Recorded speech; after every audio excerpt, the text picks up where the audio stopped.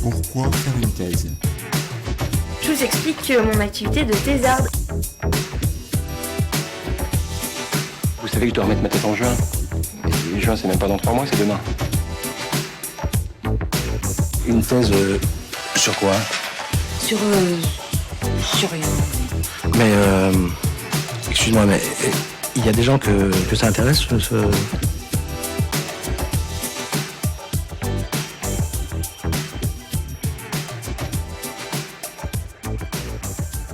Bonjour, vous écoutez Thésard, le podcast qui fait parler les doctorants et doctorantes en sciences humaines et sociales, produit et réalisé par Marianne Le Gagneur et Jeanne Perrier. Aujourd'hui, nous nous retrouvons pour le 3e épisode de notre série consacrée à l'arrêt de la thèse. Nommer le fait de mettre un terme à la thèse nous a posé question en préparant ces épisodes. Quel est le bon mot ? Le terme d'échec semble être inapproprié, car si ce phénomène peut être vécu comme tel, l'épisode précédent avec Cécile montre aussi que l'arrêt peut être une libération. Sandrine Nicourt, elle, parle dans un article publié dans la revue Sociologos des processus de désengagement dans le cadre du travail doctoral. Pour Laurence Reb, que vous entendrez dans cet épisode, il faut proscrire l'usage de l'expression « abandon de thèse » qui fait porter une responsabilité individuelle sur les doctorants et doctorantes, alors que ce phénomène est pourtant lié à des dysfonctionnements structurels de l'université.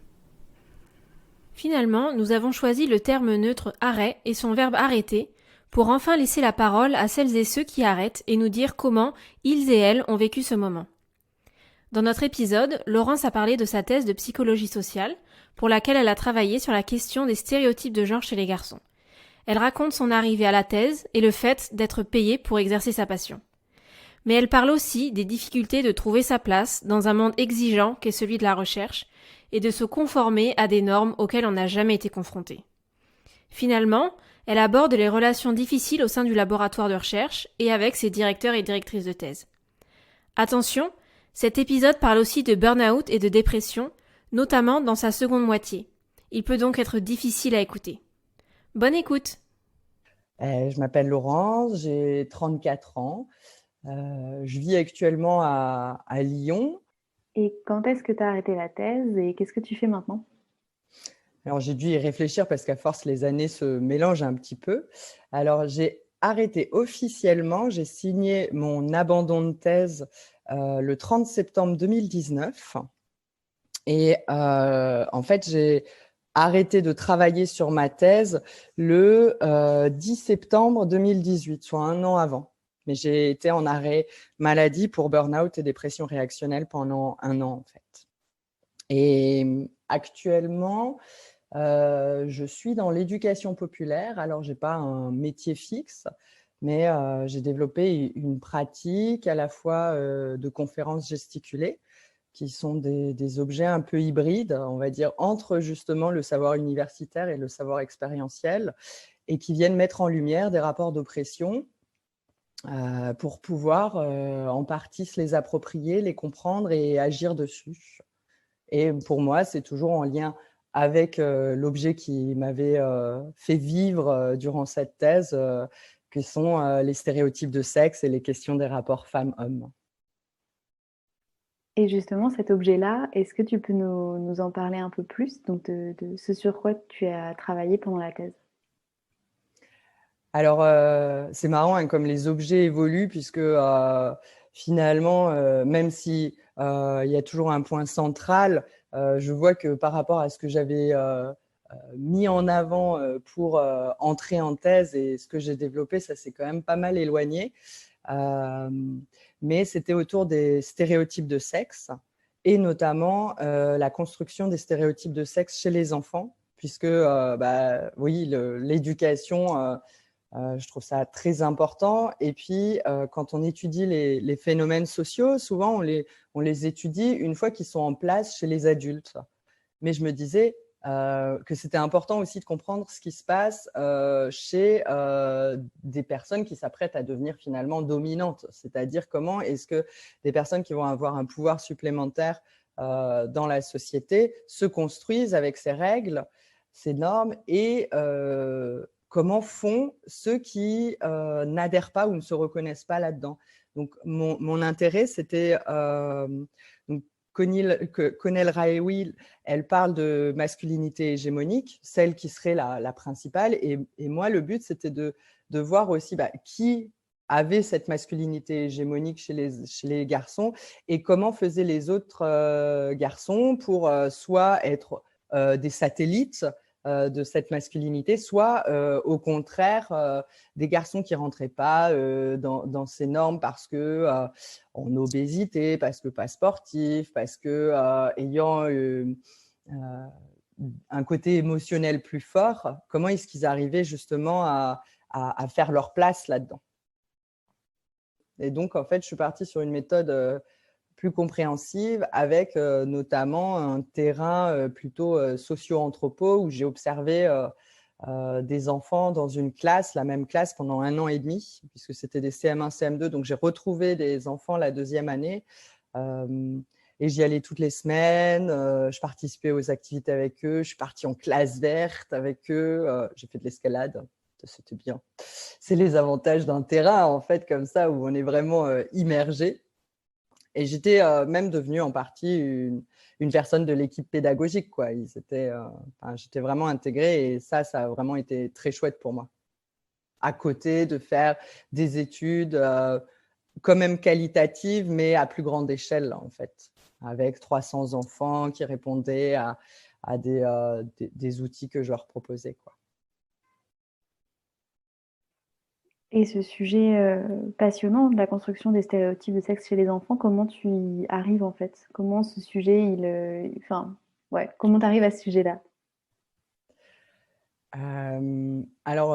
Ça faisait suite à mes recherches de master. Et en fait, j'ai repris des études à 28 ans à Strasbourg. J'ai repris une licence de psychologie et moi, je viens de l'éducation populaire à la base. J'étais dans l'animation, dans la formation à l'animation. Et je reprends cette licence et je me dis, qu'est-ce que je vais faire en master et 2 objets pour moi sont importants. Les questions, on va dire, de féminisme, ou en tout cas d'amener à plus d'égalité et de permettre à chacun, et notamment les enfants, de pouvoir évoluer comme ils le souhaiteraient. Et la littérature de jeunesse. À l'époque, c'est vraiment, j'adore la littérature de jeunesse. Il y a des albums vraiment formidables. Je les utilise, que ce soit en animation ou en formation de jeunes adultes, parce que je trouve que c'est un médium qui permet de parler, de développer beaucoup de choses. Et là, je découvre qu'à Lyon, il y a une maîtresse de conférence dont l'objet de travail, ce sont les stéréotypes de sexe, notamment dans la littérature de jeunesse. Et ça a été, il faut que j'aille à Lyon, quoi. Il faut que je fasse ça. Et donc, j'étais déjà, avant mon master, il y avait déjà cette envie.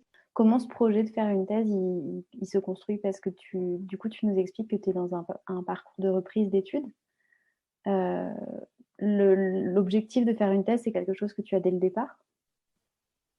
Quasiment. Je pense que quand je pars de Strasbourg, où j'ai ma petite vie bien calée, j'ai 28 ans, tout est bien installé. Et quand je quitte ça, c'est parce que je sais que ça me tient vraiment à cœur.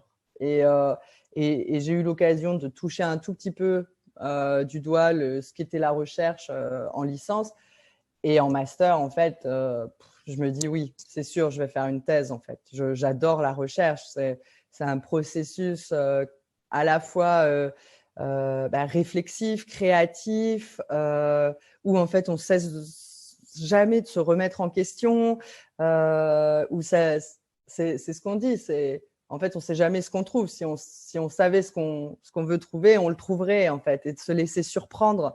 C'est ce truc de… Oui, il y a des choses prévisibles dans la recherche et des choses qui sont très, très surprenantes et c'est ce qui me plaisait. Donc, en fait, dès le Master 1, j'ai commencé à poser énormément de questions sur comment est-ce qu'on rentrait en thèse, à réfléchir aux différents parcours de thèse qui étaient possibles, à choisir celui qui, moi, me parlait le plus et à déjà préparer, construire en quelque sorte mon projet de thèse à ce moment-là, quoi.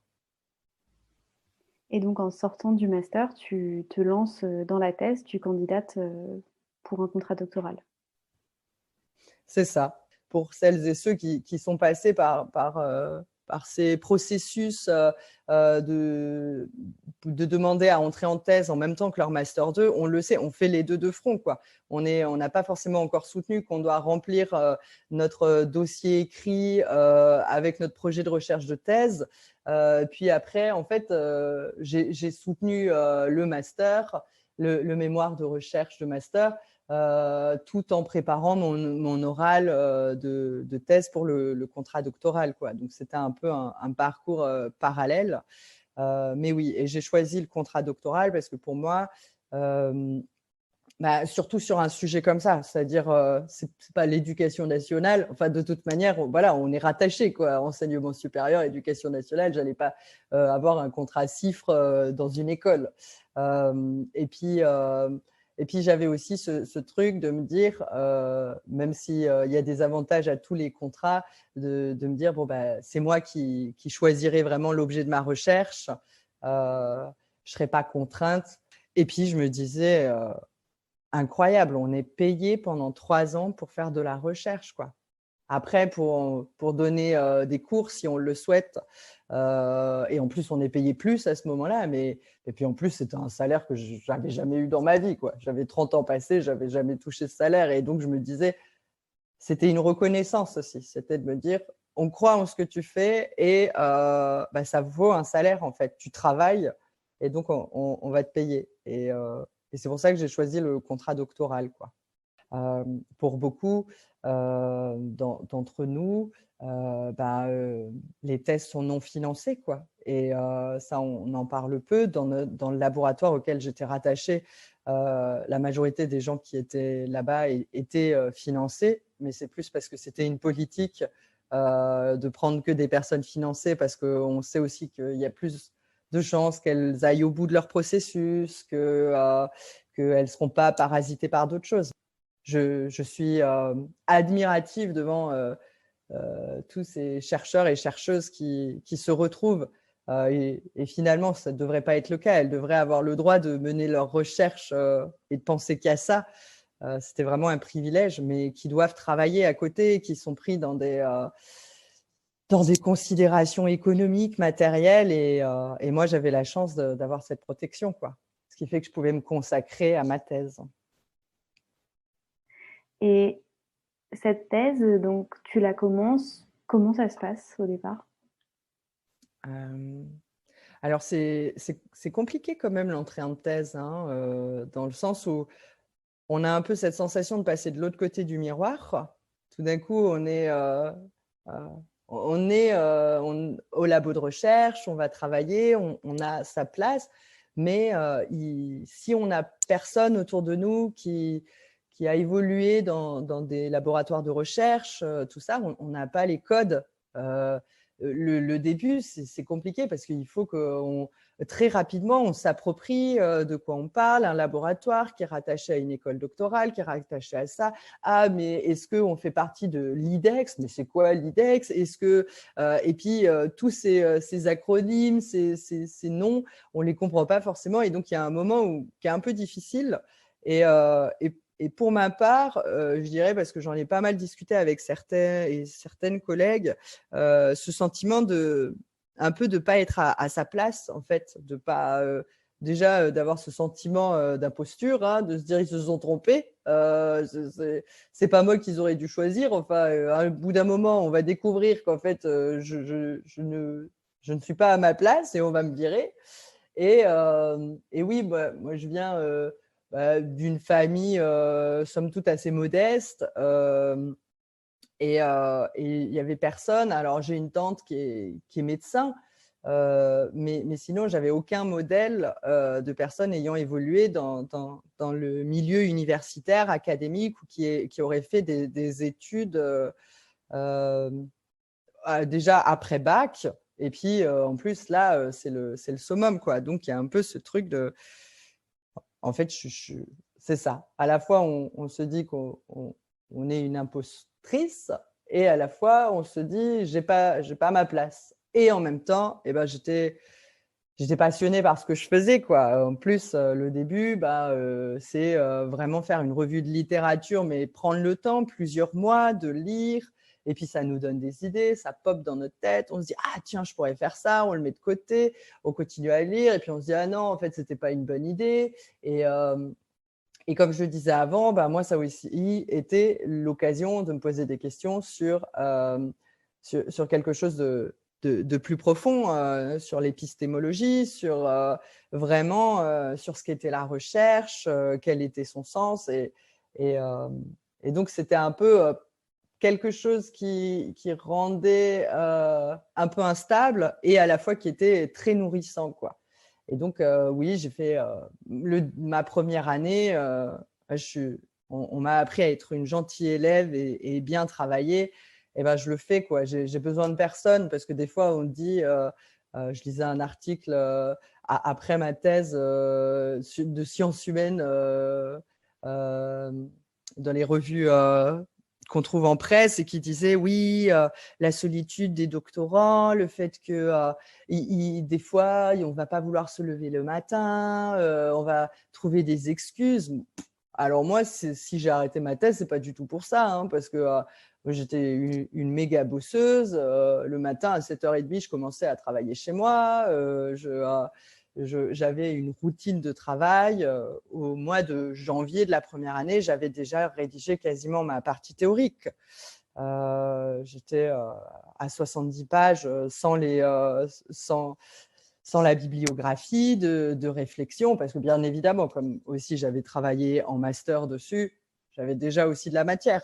Mais voilà, je travaillais, parce que aussi ça me portait, quoi. Et donc, c'est quoi le février-mars de la première année, j'ai commencé à trouver mon terrain d'observation et de recherche et à lancer une première étude auprès d'un plus large public, d'à peu près 300 enfants, de milieux sociaux différents, tout ça. Donc, je travaille beaucoup, mais ça me plaît, en fait. Je sais que je m'éloigne un peu de ce que je faisais avant. J'ai plus le temps d'aller en master. Je prenais le temps et j'avais encore le temps d'aller faire de la formation à l'animation volontaire en me prenant une semaine. Mais là, je ne peux plus prendre 8 jours d'affilée pour aller faire de la formation, alors que c'est ça qui m'a donné envie de faire de la recherche aussi. Donc, c'est un peu paradoxal. Des fois, je sens des tensions, mais je me dis que c'est pour un temps et que c'est des sacrifices à faire, quoi. Donc finalement, un début de thèse assez enthousiasmant du point de vue revue de la littérature, ce terrain qui commence, mais aussi la rencontre avec un monde qui n'est pas forcément facile à apprivoiser. Oui, exactement. C'est ça. Et donc, ça crée un peu des tensions, quoi. Enfin, on ne sait jamais si on est à sa place ou pas, quoi. Et puis, en plus, après, à la fin de la première année, il faut se positionner sur le fait est-ce qu'on souhaite donner des cours ou pas. Ça, c'est un des avantages du contrat doctoral, c'est-à-dire que même si on découvre que le monde universitaire est fait de normes implicites, voire d'obligations. Et quand on fait un contrat doctoral, l'idée, c'est que après, on va vouer sa vie à la recherche universitaire. L'idée, c'est de devenir maîtresse de conférence derrière. Donc, en fait, il faut faire des cours. On ne nous pose même pas la question de est-ce que vous souhaitez donner des cours l'an prochain. Chez nous, ils disaient, bon, la première année, vous vous consacrez à votre recherche, mais par contre, la deuxième et la troisième année, on vous dit, bon, alors, sur quel cours vous vous positionnez, quoi. Et moi, c'était stressant et à la fois très stimulant, quoi. Et effectivement, hein, j'ai adoré donner des cours. Parce que comme c'est en TD, c'était avec des licences 3 en forme de recherche appliquée. C'était génial, quoi, parce que justement, de susciter le goût de la recherche chez d'autres, ça a été vraiment une expérience inoubliable, quoi. Donc ta deuxième année, elle démarre quelque part par la rencontre avec l'enseignement, en tout cas à l'échelle universitaire, que tu apprécies. Et sinon, elle se passe comment cette deuxième année? Ben, elle commence à se tendre un peu, on va dire. Il y a l'arrivée de nouveaux doctorants, doctorantes, donc forcément, il y en a certains qui partent, il y en a certains qui viennent. C'est souvent aussi cette forme d'instabilité qui fait qu'on n'est pas un groupe homogène et toujours en mouvement. Donc, c'est compliqué d'analyser les relations interpersonnelles dans un groupe de travail en continuelle mutation. Mais il commence à se profiler quelque chose qui fait que les relations sont plus très saines en fait au laboratoire. Et je pense qu'en fait, c'est quelque chose qui est déjà, et que j'avais senti depuis plusieurs années au sein des enseignants et enseignantes chercheuses, mais qui finalement ne fait que se refléter sur ce qui se passe entre nous, les doctorants et les doctorantes. Je pense qu'on est beaucoup à le connaître. Des fois, c'est sortes de guerres de chapelle. On sent des tensions. On est dirigé par un tel ou une telle. Et donc, en fait, c'est comme si on appartenait à son groupe. Mais comme je le disais pour les normes, tout ça, c'est implicite, c'est non dit. Mais on sent qu'il y a des choses qui bug. Et donc, c'est difficile, mais j'ai mon terrain. Je vais toutes les semaines voir la classe que j'observe. Je mets en place ma deuxième étude à plus grande échelle. J'ai fini la première, je mets en place la deuxième.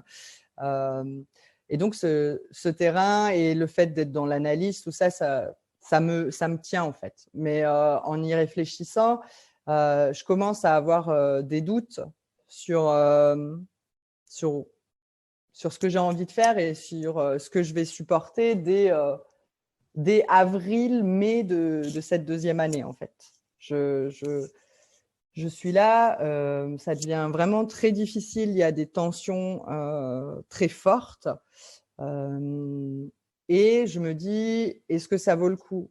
Est-ce que, en fait, j'ai mis toute ma vie en pause. Je ne vais quasiment plus en Alsace voir ma famille parce que je n'ai pas le temps.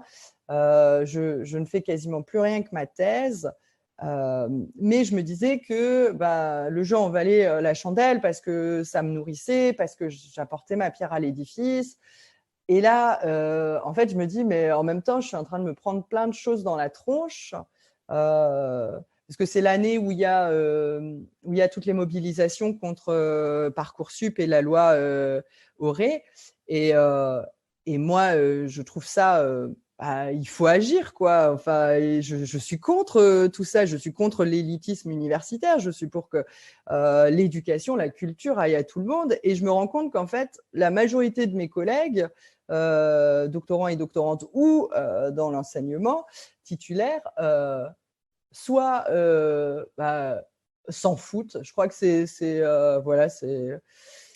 le plus difficile. Soit même vont dire en fait c'est pas si mal et puis quand même les étudiants sont de moins en moins impliqués et blablabla. Et je commence à de moins en moins me reconnaître en fait dans cette université que j'ai sans doute naïvement fantasmée, ouverte à tous et toutes, permettant une forme d'ascension sociale que j'ai pu moi-même vivre. Et là, j'entends que, en fait, il faut faire du tri à l'université. Et donc, en avril-mai, je me dis, bon, je ne me reconnais pas là-dedans. Je commence justement la formation à la conférence gesticulée parce que je me dis, je veux trouver quelque chose qui a du sens, avec lequel je vais pouvoir échanger avec les gens.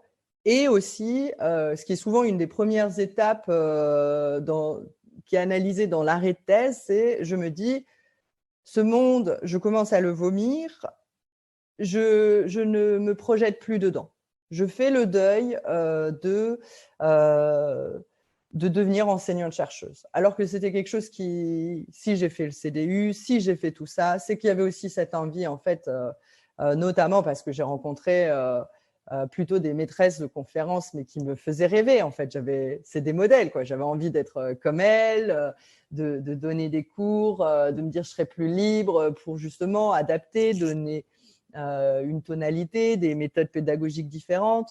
Et je ferai de la recherche. Enfin, c'était génial, quoi. C'était mon rêve. Et là, en fait, j'abandonne tout ça. Et c'est pas évident de me dire, bon, je vais pas partir vers ça parce que je rentre pas dans ces cases, qu'on me le fait de plus en plus sentir aussi, que en fait, je pourrais un peu plus être lisse et soutenir le laboratoire. Et parce que je ne veux pas, d'une certaine manière, participer à ce système que je trouve… enfin, pour moi, on manquait de respect envers les étudiants et les étudiantes, quoi. Et donc, je me dis, j'arrête l'idée de vouloir devenir enseignante-chercheuse et je m'accroche à ma thèse. Je vais juste la finir et après, en fait, j'utiliserai ça pour retourner dans l'éducation populaire. J'ai envie de la finir. J'ai envie alors d'avoir le titre, je ne sais pas, mais d'avoir cette reconnaissance très symbolique. Enfin, j'ai vu plein de soutenances de thèse. On sait que c'est un petit spectacle, quoi, parce qu'il y a tous ces codes, tous ces machins, on se lève, machin. La première que j'ai vue, et vraiment, j'ai pris ça pour un spectacle et je ne connaissais pas les règles, donc je ne participais pas bien. Et après, mais de se dire, voilà, on est reconnu dans son travail, dans ce qu'on a pu apporter à la recherche. Et donc, je m'accroche à ça pendant quelques mois. Ouais, justement, qu'est-ce qui se passe pour toi ensuite? Parce qu'il y a quand même un premier gros deuil que tu viens nous raconter. Et après, comment tu fais pour te motiver, pour continuer la thèse? Comment ça se passe? Alors, donc je disais, c'est vers mai qu'il y a cette grande réflexion. Et notamment parce qu'aussi, je vois la fin de mon terrain arriver. Et ce qui me tenait, en fait, ce qui donnait vraiment du sens, va s'arrêter. Et on le sait, pour beaucoup de gens, c'est difficile la fin de son terrain, quoi, parce qu'on doit fermer cette étape. Donc, il y a ça, mais en même temps, il y a ce qui existe en psychologie sociale, c'est plusieurs laboratoires où les doctorants et doctorantes ont créé un séminaire interlaboratoire et où il y a une rencontre tous les ans. Et c'est juste entre doctorants et doctorantes. Et on n'a pas besoin d'avoir l'approbation des titulaires, d'avoir peur que le mot qu'on ait utilisé ce soit pas le bon et qu'en fait on soit pas dans le bon cadre théorique et tout. On va être entre nous, de partager nos difficultés, de sortir de l'espace juste laboratoire qui est devenu très malaisant pour plusieurs d'entre nous et où on a commencé à le fuir, à ne plus se sentir bien là-bas, à ne plus se sentir autorisé d'y aller, où j'ai d'avoir la boule au ventre le matin en se disant est-ce que je vais réussir, est-ce que je vais encore me prendre des remarques, est-ce que je vais encore me sentir comme une merde, et donc en fait cet espace est une véritable respiration. Et donc on est en juin et je me dis ça y est, c'est bon, je suis requinquée, je vais réussir à la finir, quoi. Il n'y a pas photo. J'aime la recherche, je ne veux pas m'arrêter, même si y a plein de bâtons qui viennent se mettre dans mes roues, je vais continuer. Parce qu'après, tu pars avec l'envie de finir, mais malgré tout, c'est des mois qui vont être difficiles. Ouais. En fait, je suis sollicitée par quelqu'un d'une autre université qui a vu mon profil et qui me demande si ça m'intéresserait de travailler autour des stéréotypes de sexe auprès de personnes, des hommes en prison. Et je suis là, waouh, on vient me chercher, on me propose un truc.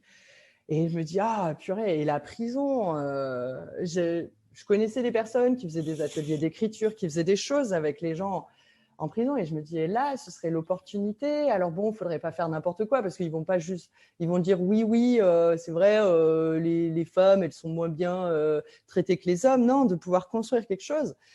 Et je me dis, ce serait génial. C'est comme si je n'ai même pas fini ma thèse, qu'on me propose déjà de participer à de la recherche-action, quoi. Et en fait, mon directeur et ma directrice de thèse sont totalement opposés.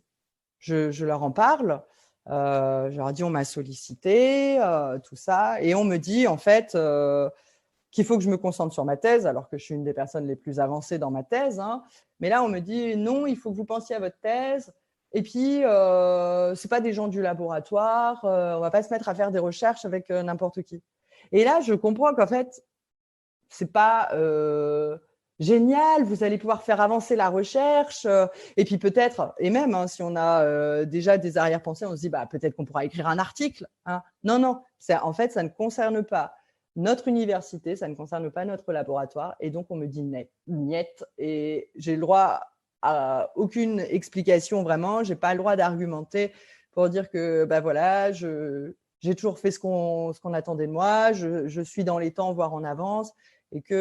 Et là, ça, c'est durant l'été. Et aussi, on me refuse d'aller, déjà de pouvoir communiquer, mais même d'aller… alors, au CIRF, c'est le colloque international des recherches féministes francophones. C'est un truc de dingue parce que j'y suis allée sur mes propres deniers, sans pouvoir communiquer, puisqu'on me l'a interdit parce qu'il y a le mot féministe. Hein. Mais ça bouillonne et il y a des gens qui sont des universitaires et il y a des femmes qui viennent du Québec, il y en a qui viennent de Suisse, de Belgique, même des personnes non francophones qui viennent quand même y assister ou des pays de l'Afrique du Nord et on discute, enfin c'est génial quoi. Mais en fait, je comprends que moi, on m'interdit tout ça et qu'il ne faut pas que je participe à tout ça parce que ça ne donne pas une bonne image du laboratoire et qu'en fait, je ne suis pas, moi, une chercheuse, je suis qu'un maillon qui doit valoriser le laboratoire auquel j'appartiens en publiant dans certaines revues, en participant à certains projets de recherche, mais pas à d'autres, en communiquant dans certains espaces. Et là, ma liberté a été tellement réduite que c'est plus possible, quoi. Je reviens du congrès, il a lieu fin août, et je ne sens quasiment plus la force de continuer. Et il va y avoir l'élément de trop.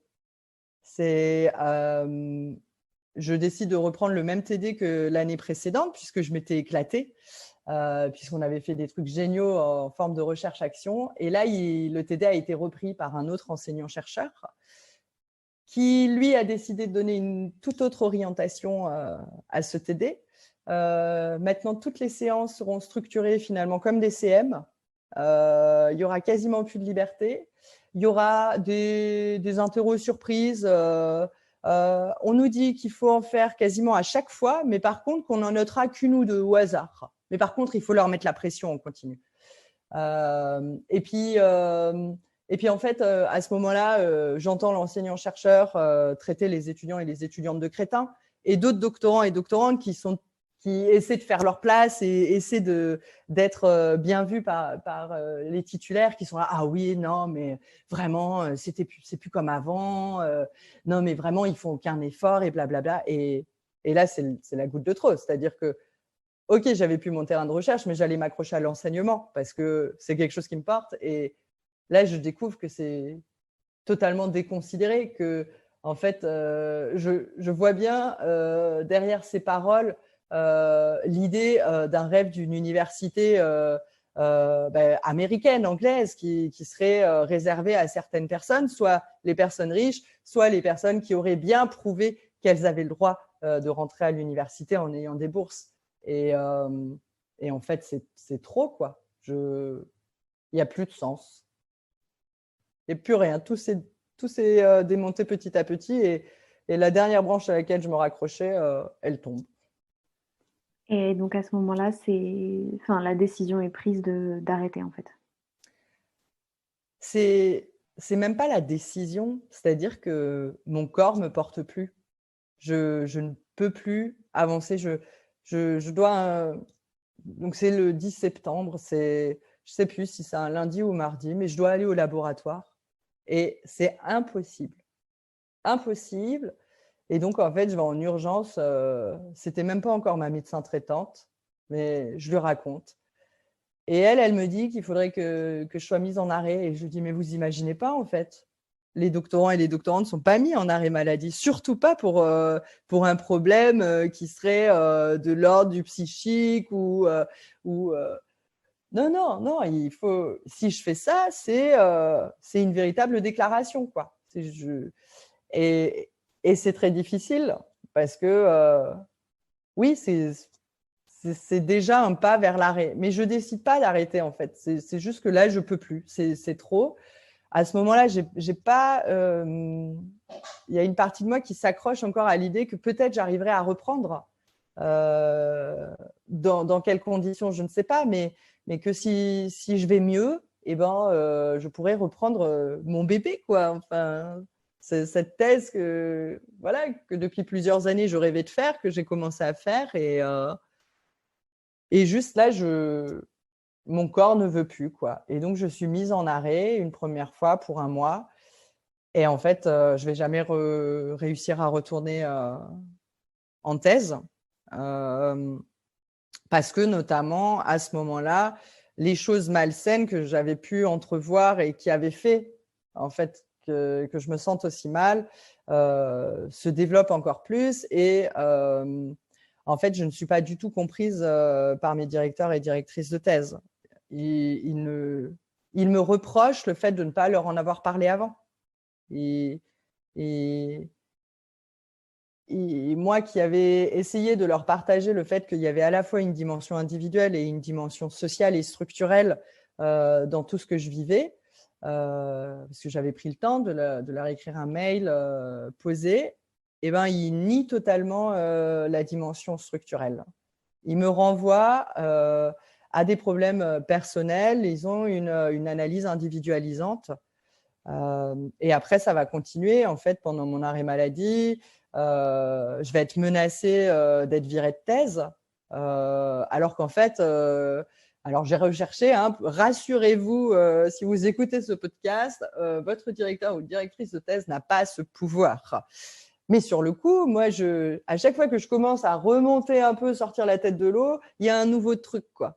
Et puis, tout d'un coup, on m'écrit sur ma boîte personnelle. En fait, je suis en arrêt maladie, je vais mal, mais on m'écrit sur ma boîte personnelle pour me dire « Vous avez des données d'une recherche, c'est inadmissible, il faut nous les renvoyer, tout ça. » Moi, je ne faisais pas de la rétention d'informations, je n'arrivais plus à aller au laboratoire, mais j'étais accusée, en fait, comme si c'était calculé tout ce que je vivais et comme si je voulais me venger d'eux. Et donc c'est mars, avril, je sais que je ne pourrai jamais y retourner, en fait. Alors, on essaie de m'aider, hein. Je suis suivie par la médecin du travail, par l'assistante sociale de l'université, je suis en lien avec la DRH. Est-ce que vous voulez changer de directeur de thèse? Est-ce que vous voulez… Mais c'est des petits mondes, en fait. Et on sait qu'une fois qu'on s'est grillé quelque part, ça va être compliqué, quoi. Surtout que c'est quelqu'un qui a une énorme aura. Donc, je sens que j'y arriverai pas. Et finalement, je continue à être en arrêt maladie pour être protégée, pour pouvoir me reconstruire. Et donc, le dernier jour de mon contrat doctoral, je signe mon abandon de thèse. Donc, il y a un document qui s'appelle le formulaire d'abandon de thèse. C'est ça. C'est assez symbolique et pas forcément dans le bon sens du terme, quoi. C'est ça, surtout ce mot abandon qui m'est toujours assez insupportable. Parce que je sais pas, quand on parle du mot abandonner, c'est quelque chose de dur, quoi. On abandonne un chien au bord de la route, on abandonne et en fait, moi j'ai pas abandonné, j'ai été empêchée de la continuer. J'ai été c'est ça, je ne pouvais pas, mais en fait, à aucun moment, je considère que j'ai abandonné.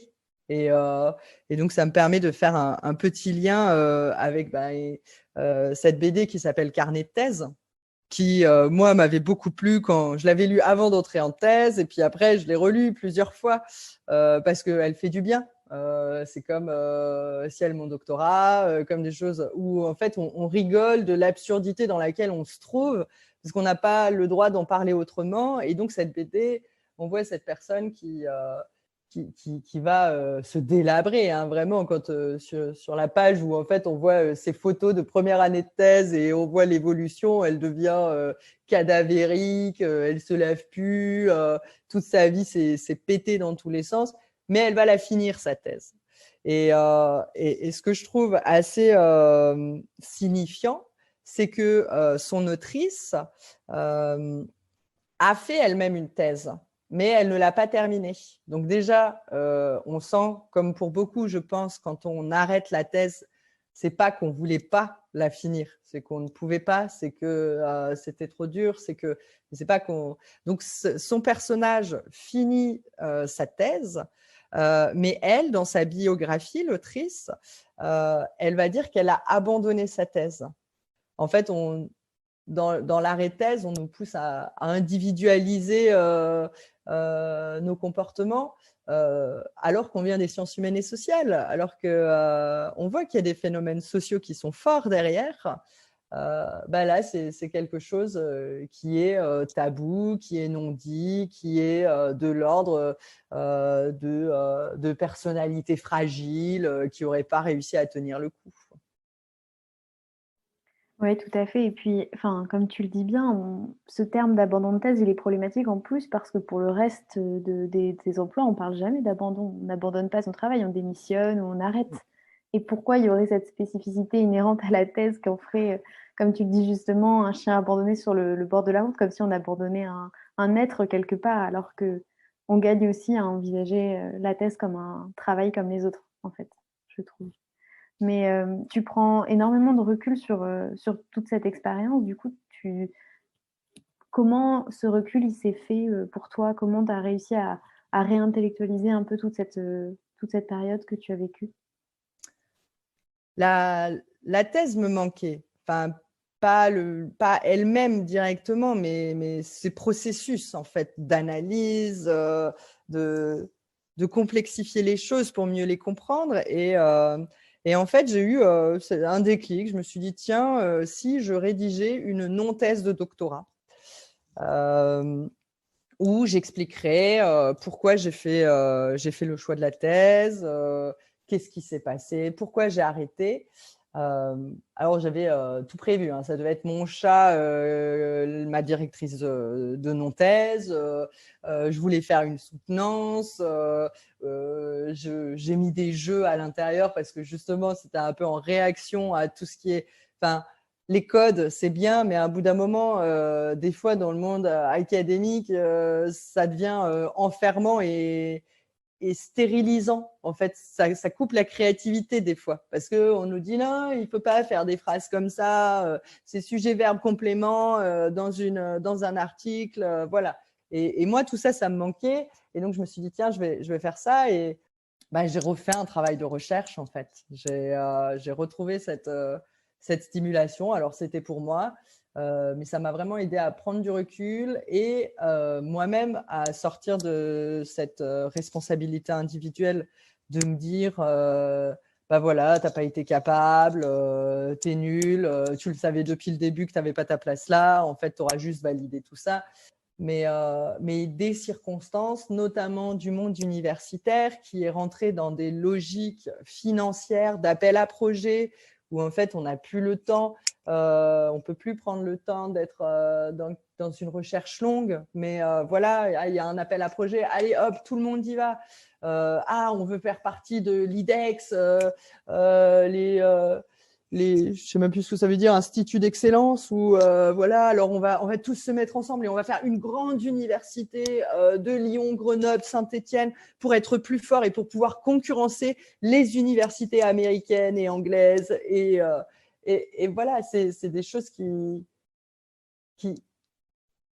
que j'avais voulu éviter en n'allant pas dans le monde de l'entreprise, en n'allant pas dans quelque chose qui serait ouvertement capitaliste, et qu'en fait on retrouve dans l'université. Seulement, c'est pas dit de cette manière.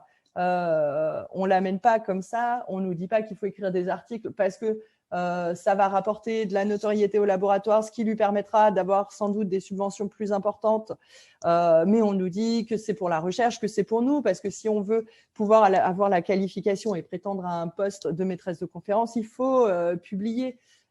Et donc, en fait, à chaque fois, c'est pas les vraies raisons qu'on nous donne. Et donc, on ne voit pas tout de suite tout ça. On ne voit pas que ce monde, alors sans doute naïvement aussi, que je pensais être quand même un peu éloigné de tout ça, finalement, et c'est encore plus problématique parce que comme on pense que ça n'existe pas dans ce monde, on ne le prend pas en considération, on ne l'analyse pas et on n'agit pas dessus. Et donc, dans les ressources que tu as eues, qui t'ont aidé à surmonter cette période, il y a la rencontre avec la conférence gesticulée et donc la mise en place de la tienne et cette non-thèse. Et est-ce qu'il y a d'autres choses qui t'ont aidé, que tu voudrais partager?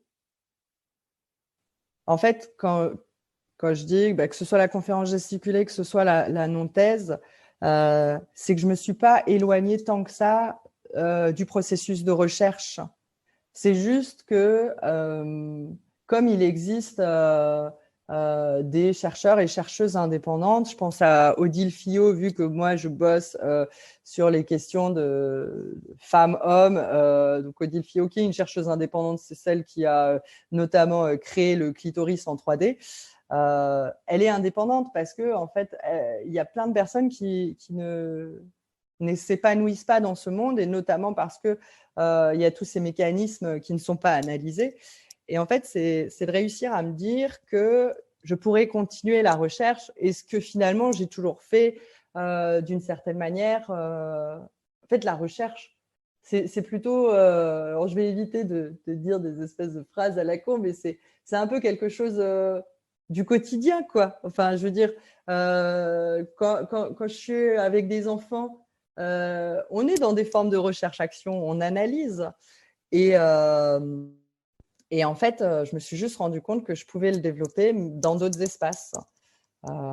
Et ça m'a permis de m'accrocher d'une certaine manière.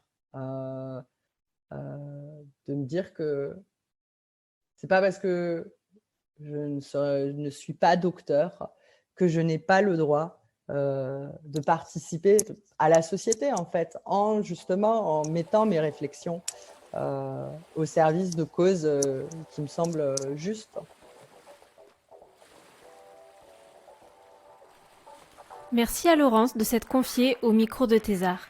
On continue la série Arrêtez la thèse avec le 4e et dernier épisode juste après. Le générique est réalisé à partir d'un morceau de Tilif. Merci à vous d'avoir écouté Thésard jusqu'ici. Si l'épisode vous a plu, partagez-le et dites-le nous. Vous pouvez nous retrouver et nous écrire sur Instagram et Twitter @thésard_es ou par email thésard.es@gmail.com. Courage pour vos thèses, mais surtout pour tout le reste.